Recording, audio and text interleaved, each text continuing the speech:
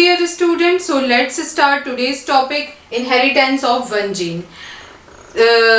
Inheritance of gene is the main reason that we look similar to our parents, because genes are transferred from parent to the offspring, and that is why we look very similar to the parents.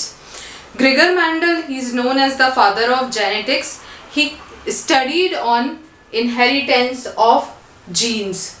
Gregor Mendel ने इस topic पर study किया कि कैसे jeans inherit होते हैं, है ना, from parent to the offspring, and at the last he concluded the 3 laws that we all know: law of dominance, law of segregation and law of independent assortment. So law of dominance and law of segregation is derived from monohybrid cross. Law of dominant और law of segregation monohybrid cross से निकले हैं, ये दोनों laws. तो हम law of dominance और law of segregation को एक्सप्लेन कर सकते हैं with the help of monohybrid cross, और मोनोहाइब्रिड क्रॉस के थ्रू आप ये दोनों लॉज को अच्छे से एक्सप्लेन कर सकते हैं. Now what is inheritance of one gene? So inheritance of one gene is defined as the study of the inheritance of single gene. Gregor Mendel ने सिंगल जीन कैरेक्टरिस्टिक्स को लेकर क्रॉस किया था. So study of the inheritance of single gene controlling a single characteristic, it is also called the monohybrid cross. तो inheritance of a single gene किसकी study कर रहे हैं? हम एक सिंगल जीन की स्टडी कर रहे हैं जो कि सिंगल कैरेक्टरिस्टिक्स को कंट्रोल कर रहा है. Single gene, it is also called one pair of alleles. So alleles are the alternative form of genes which arises by the mutation and present on the same chromosomes. So they are called alleles.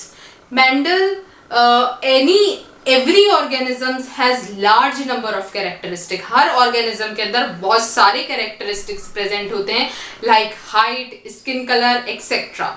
So all these characteristics are controlled by a unit called factor. So all the characteristics are controlled by factor.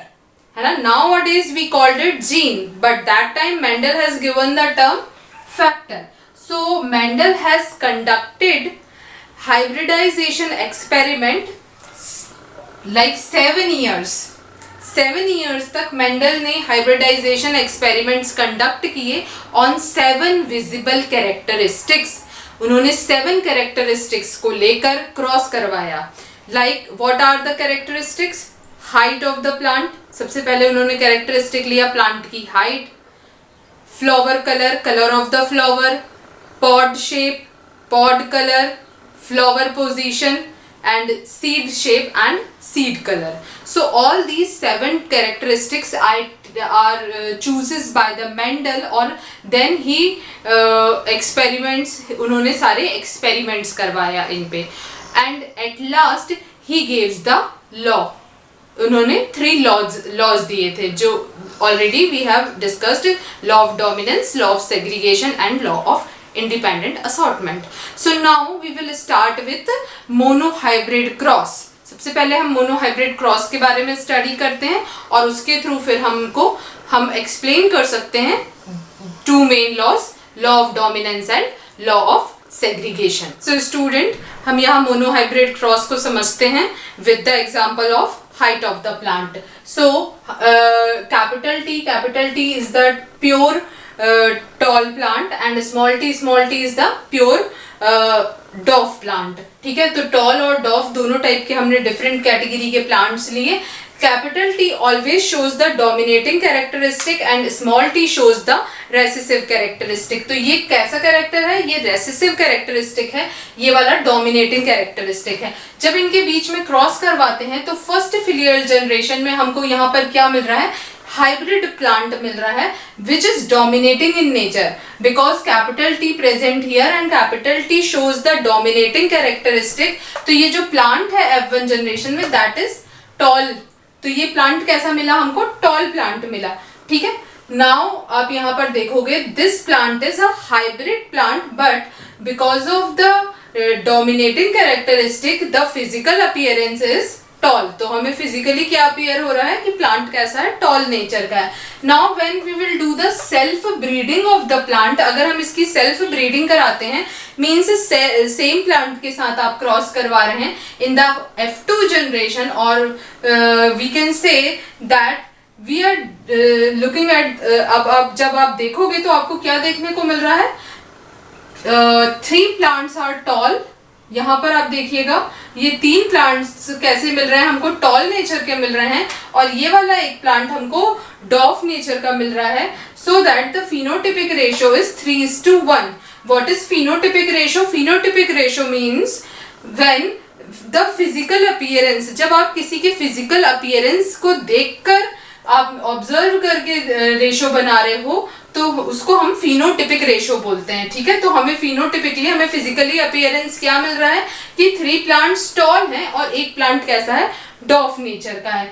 Genotypic ratio हमें क्या मिल रहा है, 1:2:1, क्योंकि यहाँ पर ये वाला capital T gene वाला सिर्फ एक ही प्लांट है, ये वाले इस टाइप के जीन के 2 प्लांट्स हैं, और स्मॉल टी वाला एक प्लांट है, तो 1:2:1 का रेशो हमें देखने को मिल रहा है ना। तो what is genotypic ratio? Genotypic ratio it means here you are studying the genes, यहाँ आप जीन्स को देखकर जो रेशो फॉर्म कर रहे हो वो रेशो कहलाता है genotypic ratio. So here you can see this capital T is a pure tall plant, these two are the hybrid plant and this one is a pure dwarf plant। तो इस तरीके का आपको रेशो मिल रहा है, and this is the example of a monohybrid cross। ये monohybrid cross का एक एग्जाम्पल है, और इस एग्जाम्पल से you can see that law of dominance, यानी जो भी डोमिनेटिंग कैरेक्टरिस्टिक्स हैं वही फर्दर जनरेशन में शो होते हैं, है ना। मतलब F1 जनरेशन में हमें टॉल प्लांट मिला और यहाँ पर भी हमको डोमिनेटिंग कैरेक्टरिस्टिक ज्यादा देखने को मिल रहा है। मतलब आपको 75% प्लांट्स जो हैं वो डोमिनेटिंग नेचर के मिल रहे हैं और 25% you can say that recessive characteristic. So it means that the dominating characteristic will show in the next generations. Generally dominating characteristic next generations में शो होता है। Now the conclusion of inheritance of one gene. Each characteristic is controlled by certain factor called gene. तो हर एक characteristic control होता है by certain factors. Nowadays we can call it gene. So gene, it means that gene control the characteristics.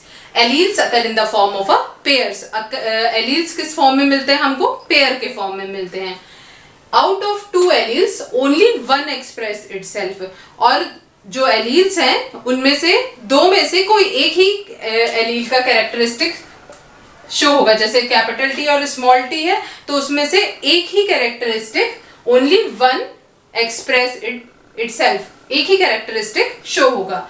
Alleles which express are called the dominant alleles. तो alleles का वो characteristic जो show हो रहा है that is dominating characteristic. जैसे कि अगर कैपिटल टी शो हो रहा है, कैपिटल टी अपीयर हो रहा है ना, कैपिटल टी एक्सप्रेस हो रहा है, तो वही कैसा नेचर का है? डोमिनेटिंग नेचर का है, and that is why it appears.